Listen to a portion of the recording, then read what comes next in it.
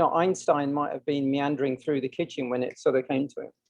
So it's not something like that. The basic sort of platform, is usually in sitting. And if you are interested enough, when you're in a reclining position and you're not exhausted, but you're on, you're doing what you're supposed to do mentally when you meditate, that can also be fine. It's not kind of against the rules. But there's basically 4 postures.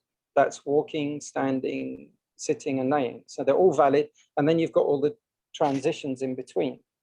So I had one teacher who was talking about mindfulness of blinking, or you've got sort of mindfulness of extending your hand for a door handle. So there's not just one fixed sort of microscope position that you have to adopt. But so basically the 4 postures and then everything in between. And I mean, there are other, I was musing about this a bit early on. It's like, the kind of recliners they have around swimming pools.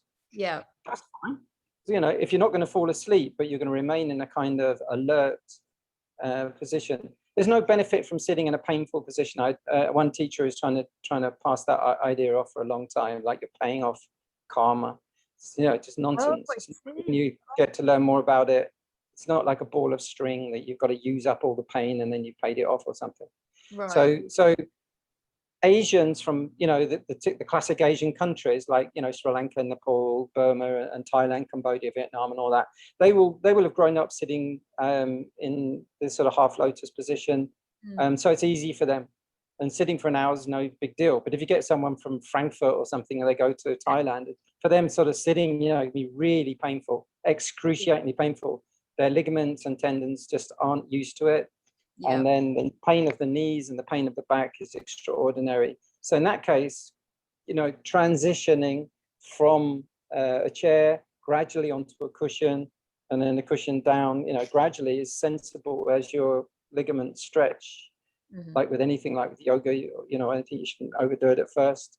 And then also, I've got one of my best places for reclining in here is a kind of S-shaped rocking chair that you lay back on it, but it's kind of S-shaped. It's made of bamboo with wicker, and that is perfect. Honestly, that's one of the best things to practice. Often, I was at a raw food yoga detox center, and there was just nowhere to sit down. You either had walls that were like this, or floor.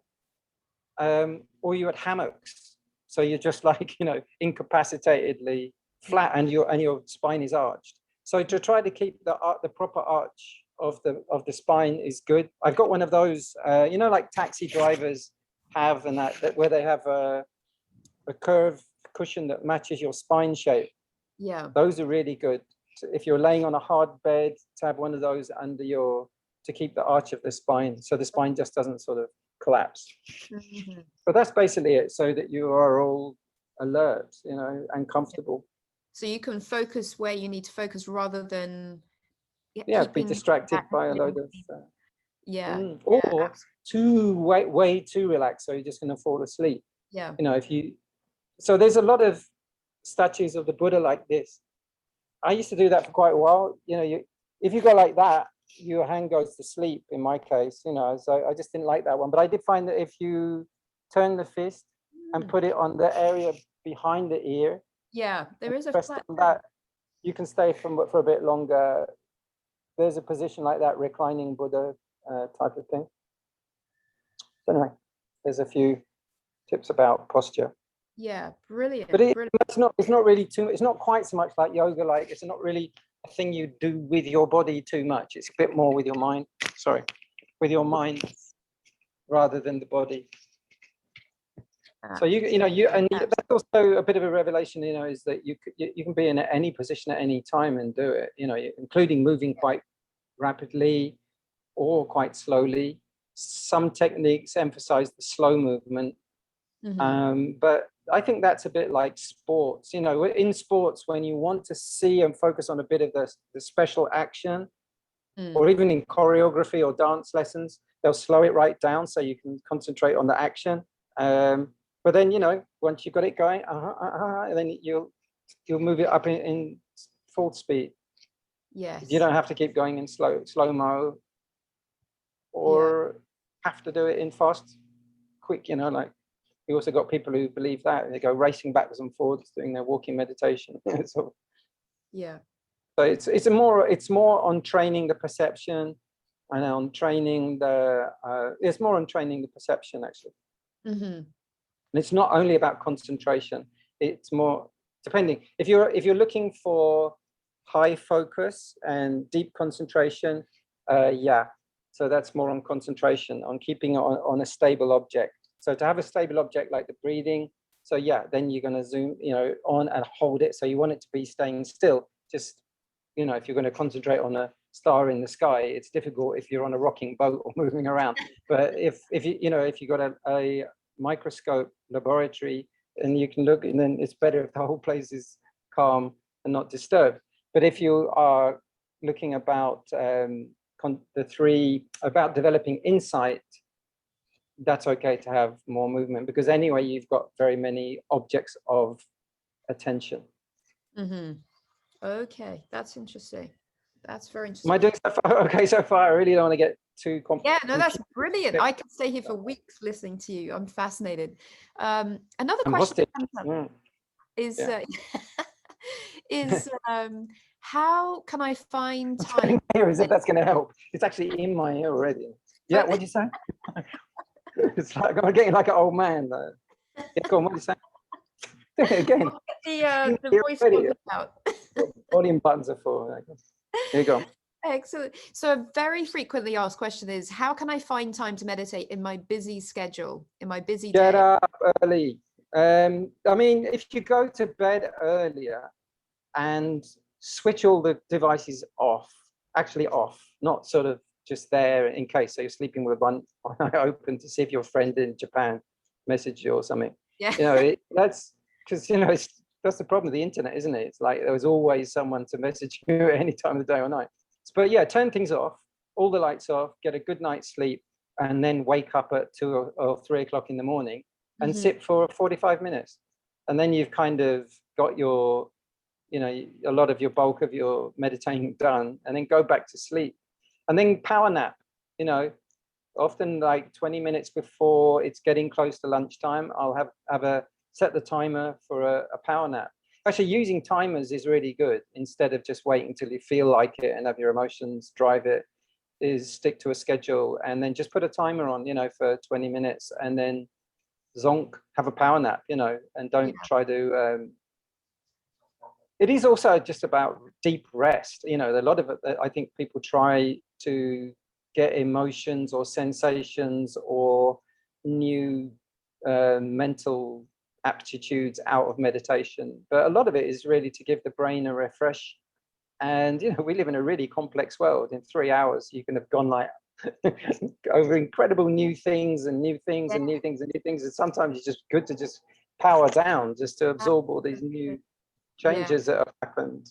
So regular power napping, and then keep listening so that you can find, you make the changes that the meditation is suggesting to you.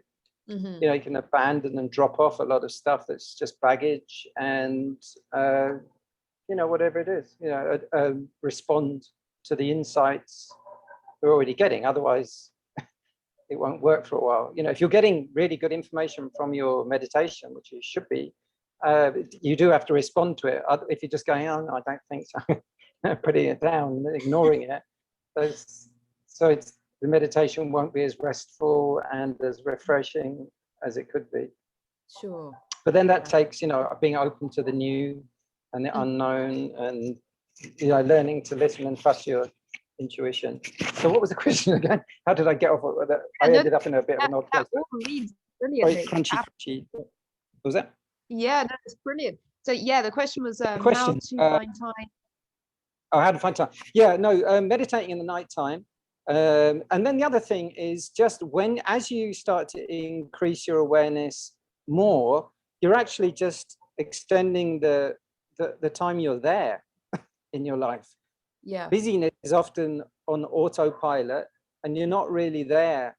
You're in the future and the past, in the future and the past, really in the future, really in the past, really in the past. So, just by being more where you actually are, then you're going to start to find that you're not as busy in the way that you're overdoing it. Mm. And a lot of the best type of thinking is done in the rest, when the mind is at rest, and it's not being driven by self-criticism and anxiety and inferiority and a whole bunch of stuff like that whirling around. That tends to sort of calm down, depending on what's your worst sort of irritation mentally, whether it's negative thinking or it's perfectionism or whatever it is, you know, that noises you up your mind. That will start to get more manageable, and then you start to get more quality of life in amongst the busyness. In fact, you can be probably much more effective at being busy. You can just target, go in, do the thing, and, you know, or you realize, whoa, don't do that. That's going to become a mess, you know, like, and you go, all right, I won't, I'll just drop it. I won't, you know, stubbornly force on and just because I had this idea to clean and paint that thing over there, you can pull back and go, no, it won't look even better at all. Drop it. All right, I dropped it. All right, relax, go and have a cup of tea. So that's massively true, actually.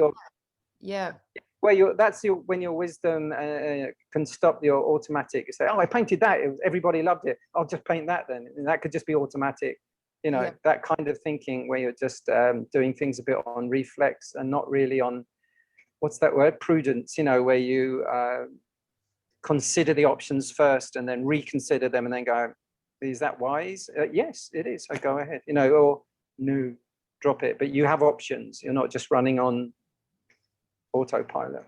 Yeah, just gives you that real mental clarity. That's something that I've seen over the last few months. It's been a tough few months, and I've seen it really be able to give me some mental clarity, just to really help to target what the real important things are and kind of be able to more clearly see what's less important and then not focus on the less important.